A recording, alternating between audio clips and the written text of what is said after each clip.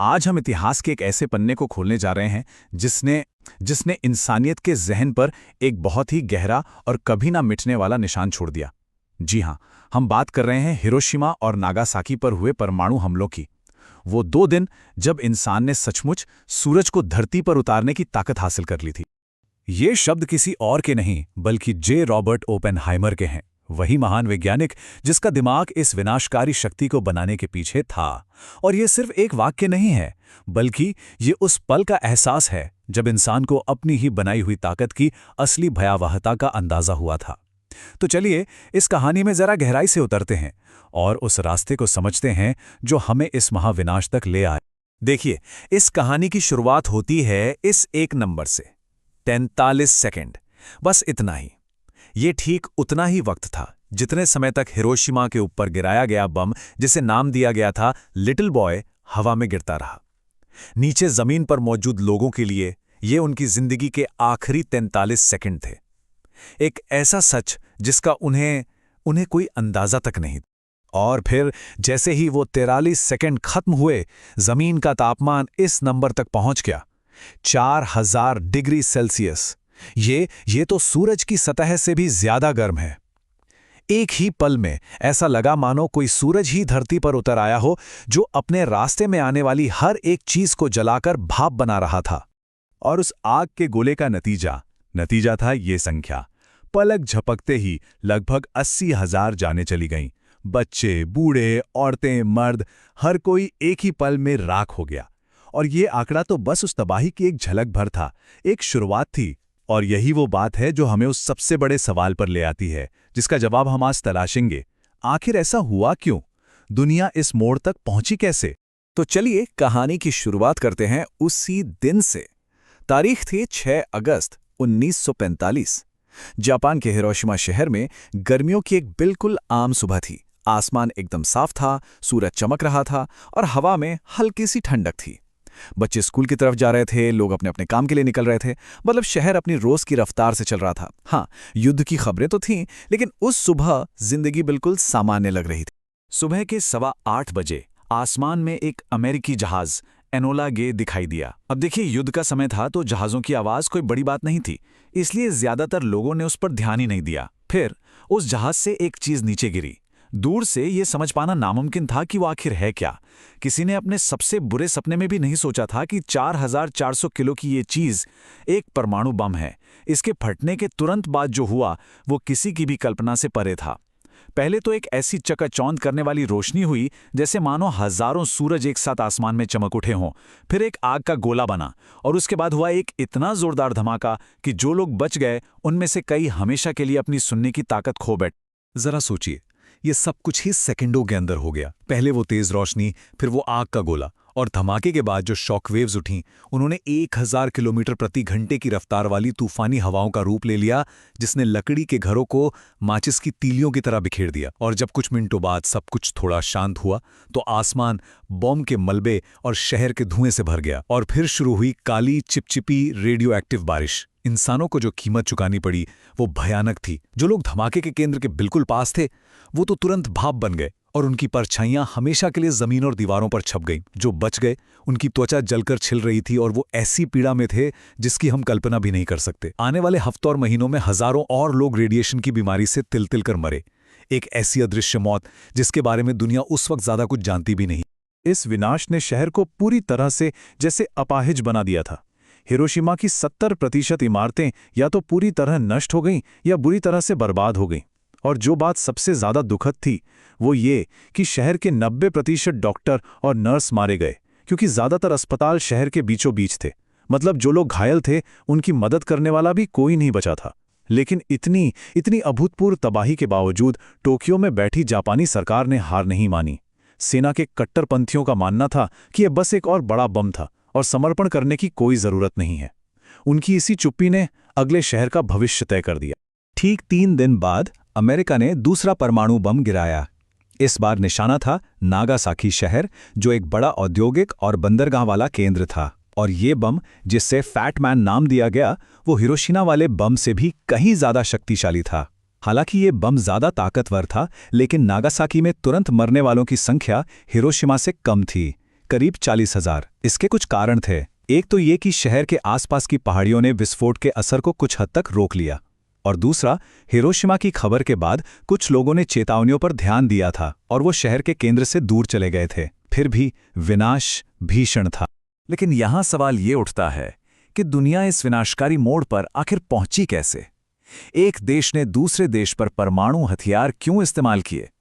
इसके लिए हमें समय में थोड़ा पीछे जाना होगा और दूसरे विश्व युद्ध के उस माहौल को समझना होगा जिसने इस विनाश की नींव रखी थी। तो देखिए, दूसरा विश्व युद्ध मुख्य रूप से इन दो गुटों के बीच लड़ा जा रहा था। एक तरफ थीं धुरी शक्तियां, यानी axis powers, Nazi Germany, Italy और जापान, जो दुनिया पर अपना दबदबा बनाना चाहते थे।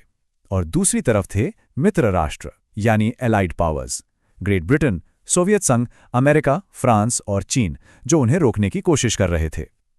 अब इंटरेस्टिंग बात यह है कि शुरुआत में अमेरिका इस युद्ध से हर हाल में दूर रहना चाहता था। पहले विश्व युद्ध की भयानक तबाही के बाद अमेरिकी लोग किसी और विदेशी युद्ध में नहीं पड़ना चाहते थे। इसलिए अमेरिका ने अलगाववाद यानी आइसोलेशनिज्म की नीति अपनाई। लेकिन जापान के कदम ने सब कुछ बदल कर रख दिया। जिस तरह यूरोप में हिटलर अपने साम्राज्य को फैला रहा था, ठीक उसी तरह एशिया में जापान अपनी विस्तारवादी नीति पर चल रहा था। उन्होंने नारा दिया ग्रेटर एशिया को प्रॉस्पेरिटी स्फीयर का, जिसका असल मतलब था अपने कंट्रोल में एक एकीकृत एशिया बनाना। 1931 में उन्होंने चीन के मंचूरिया पर कब्जा किया और 1940 आते आते वे वियतनाम, लाओस और कंबोडिया तक पहुंच गए थे। जापान के इस आक्रामक रवैये को रोकने के लिए अमेरिका ने सीधे सेना भेजने के बजाय आर्थिक प्रतिबंधों का रास्ता चुना। उन्होंने जापान को लोहा और स्टील जैसी जरूरी चीजों का निर्यात बंद कर दिया। लेकिन सबसे बड़ा झटका तब लगा जब जुलाई 1941 में अमेरिका ने तेल की बिक्री पूरी तरह से बंद कर दी। ये बहुत बड़ी बात थी, क्योंकि उस समय जापान अपने तेल का 80% हिस्सा अमेरिका से ही खरीदता था। अमेरिका ने अपनी शर्त बिल्कुल साफ कर दी, अगर तेल चाहिए तो चीन से अपनी सेना हटाओ और जर्मनी, इटली से अपना गठबंधन तोड़ो। ये जापान की शाही महत्वाकांक्षाओं और उसकी पूरी युद्ध मशीन के लिए एक सीधी चुनौती थी। जापान की अर्थव्यवस्था और सेना तेल के बिना ठप हो जाती। तो अब जापान एक मुश्किल में था। अपने सपने को पूरा करने और संसाधनों को हासिल करने के लिए उन्हें इंडोनेशिया और मलेशिया जैसे तेल से भरपूर इलाकों पर कब्जा करना था। लेकिन ऐसा करने का मतलब था अमेरिका और उसके सहयोगियों के साथ सीधा युद्ध, जिसके लिए वे पूरी तरह तैयार नहीं थे। तो जापान के सैन्य नेताओं ने एक बहुत ही जोखिम भरा एक जुआ खेलने का फैसला किया। वो ये बात अच्छी तरह जानते थे कि एक लंबे युद्ध में वे अमेरिका की औद्योगिक और सैन्य ताकत का सामना नहीं कर सकते। इसलिए उन्होंने सोचा कि अगर वे एक ही अचानक और विनाशकारी हमले में अमेरिकी नौसेना को बर्बाद कर दें तो अमेरिका जवाबी हमला करने की हालत में ही नहीं रहेगा और जापान को पूरे प्रशांत पर कब्जा करने का खुला मौका मिल जाएगा। और फिर 7 दिसंबर 1941 को 350 से ज्यादा जापानी विमानों ने हवाई में अमेरिकी नौसैनिक अड्डे पर्ल हार्बर पर अचानक हमला कर दिया। यह हमला वाकई विनाशकारी था। कुछ ही घंटों में अमेरिका के 19 नौसैनिक जहाज डूब गए या बुरी तरह बर्बाद हो गए। 188 विमान नष्ट हो गए और 2400 से ज्यादा अमेरिकी सैनिक और नागरिक मारे गए। उस पल के लिए ये एक बड़ी सामरिक सफलता थी, लेकिन ये जापान की सबसे बड़ी रणनीतिक भूल भी साबित हुई। इस हमले ने अमेरिका को झकझोर कर रख दिया और अमेरिकी अलगाववाद को हमेशा हमेशा के लिए खत्म कर दिया। अगले ही दिन अमेरिका ने जापान के खिलाफ युद्ध की घोषणा कर दी और दूसरे विश्व युद्ध में अपनी पूरी औद्योगिक और सैन्य ताकत के साथ मैदान में उतर गया। चलिए अब कहानी के अंतिम चरण पर चलते हैं। साल था 1945। प्रशांत महासागर में युद्ध अपने सबसे क्रूर दौर में था और ये समझने के लिए कि परमाणु बम का इस्तेमाल एक विकल्प क्यों बना, हमें जापानी सेना की मानसिकता को समझना होगा। 1945 तक युद्ध का पासा पूरी तरह से पलट चुका था। यूरोप में इटली सरेंडर कर चुका था, हिटलर मर चुका था और जर्मनी ने भी घुटने टेक दिए थे। एक्सिस पावर्स में से अब सिर्फ जापान ही अकेला लड़ रहा था, लेकिन वो हार मानने को बिल्कुल भी तैयार नहीं। जापान के आत्मसमर्पण न करने के पीछे एक बहुत बड़ी वजह वहां की विचारधारा थी।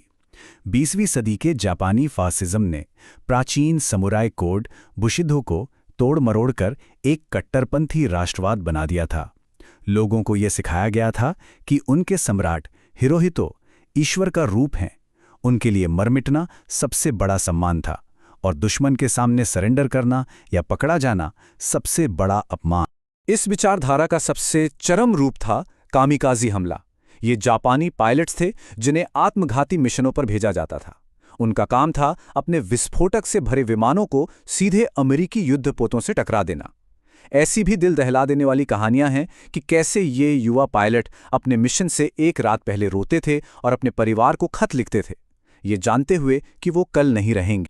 अमेरिका के अंतिम फैसले को सबसे ज्यादा प्रभावित करने वाली घटना थी ओकिनावा की लड़ाई। ये जापान की मुख्य भूमि से कुछ 100 मील दूर एक द्वीप था और ये लड़ाई अप्रैल से जून 1945 तक चली। इस लड़ाई ने अमेरिका को आईना दिखा दिया कि अगर वो जापान पर जमीनी हमला करते हैं तो उन्हें किस तरह के भयानक प्रतिरोध का सामना करना पड़ेगा। इस लड़ाई की कीमत भयानक थी। इस एक छोटे से द्वीप समूह पर कब्जा करने के लिए 12,000 से ज्यादा अमेरिकी सैनिक मारे गए। वहीं 1,10,000 से ज्यादा जापानी सैनिकों ने आत्मसमर्पण करने के बजाय लड़ते लड़ते जान दे दी।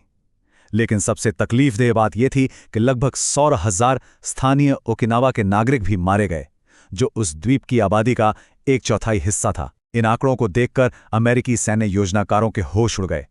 उन्होंने अनुमान लगाया कि जापान पर एक पूर्ण पैमाने पर आक्रमण, जिसे कोड नेम दिया गया था ऑपरेशन डाउनफॉल, को पूरा होने में सालों लग सकते हैं और इसमें 10 लाख से ज्यादा अमेरिकी और लाखों जापानी सैनिकों और नागरिकों की जान जा सकती है।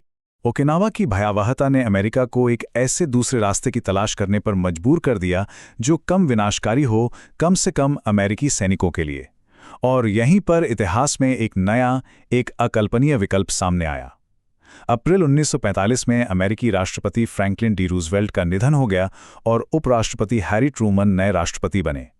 अब युद्ध को जल्दी और निर्णायक रूप से खत्म करने की भारी जिम्मेदारी उनके कंधों पर थी और साथ ही सोवियत संघ के बढ़ते प्रभाव की चिंता भी थी। राष्ट्रपति बनने के तुरंत बाद ट्रूमन को अमेरिका के सबसे बड़े राज के बारे में बताया गया, मैनहट्टन प्रोजेक्ट।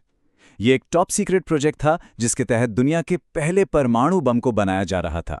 एक ऐसा हथियार जिसकी शक्ति के बारे में पहले कभी किसी ने सोचा भी नहीं था। 16 जुलाई 1945 को इस बम का न्यू मैक्सिको के रेगिस्तान में सफलतापूर्वक परीक्षण किया गया। परीक्षण कामयाब रहा और अब ट्रूमन के पास एक ऐसा हथियार था जो युद्ध का रुख बदल सकता था और शायद लाखों अमेरिकी जानें बचा सकता था। बम का इस्तेमाल करने से पहले मित्र राष्ट्रों ने जापान को एक आखिरी चेतावनी दी। 26 जुलाई सन 1945 को उन्होंने पॉट्सडैम घोषणा जारी की, जिसमें जापान से बिना शर्त आत्मसमर्पण की मांग की गई थी और चेतावनी दी गई थी कि ऐसा न करने पर तत्काल और पूर्ण विनाश होगा। हालांकि इस विनाश का मतलब क्या होगा, यह जानबूझकर साफ नहीं बताया गया। जापान के सैन्य नेतृत्व ने इस घोषणा को पूरी तरह नजरअंदाज कर दिया, उसे बस एक और धमकी मानकर, और इसके साथ ही उन्होंने अपनी किस्मत पर मोहर लगा दी। अब ये समझना बहुत जरूरी है कि जापान का आत्मसमर्पण सिर्फ परमाणु बमों का नतीजा नहीं था, ये कई दबावों का मिला जुला परिणाम था। हिरोशिमा पर बमबारी के ठीक 2 दिन बाद 8 अगस्त को सोवियत संघ ने भी जापान के खिलाफ युद्ध की घोषणा कर दी और मंचूरिया पर हमला कर दिया। इसने जापान की आखिरी उम्मीद भी तोड़ दी कि शायद सोवियत संघ बीच बचाव करके उन्हें बेहतर शर्तों पर शांति दिला सके। अब जापान 2 मोर्चों पर घिर चुका था। इन सब घटनाओं के बाद सम्राट हिरोहितो ने खुद हस्तक्षेप किया और आत्मसमर्पण के पक्ष में अपना निर्णायक मत दिया। तो युद्ध तो समाप्त हो गया, लेकिन एक सवाल हमेशा के लिए रह गया, क्या परमाणु बमों का इस्तेमाल जायज था?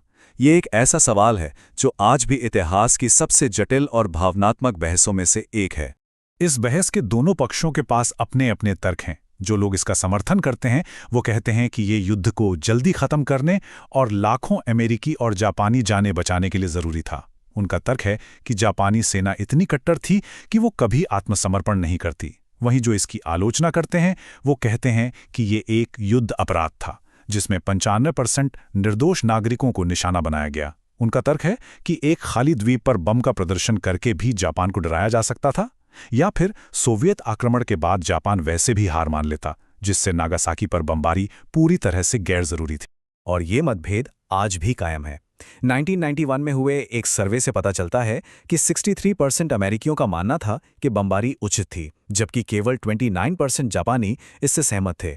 दिलचस्प बात यह है कि दोनों ही देशों में यह संख्या 100% या 0% नहीं है, जो इस मुद्दे की नैतिक जटिलता को दिखाता है।